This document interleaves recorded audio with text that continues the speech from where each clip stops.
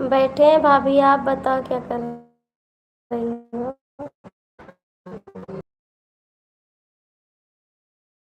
हाँ, बुआ घर पर आई। हाँ, बुआ घर पे चली गई। हमका बलैबे नहीं कि इनका करी। हम अपने नैहरे बैठी हैं चुप ससुरे में मेहंदी लगाने जा रही हूँ। हाँ, जाई थे मेहंदी वेहंदी लगाए ले। का करी जाए तो ये नहीं कहूँ। घर ही लगाए बैठी रही। खाना ना खाई हूँ। खाना ना खाई हूँ।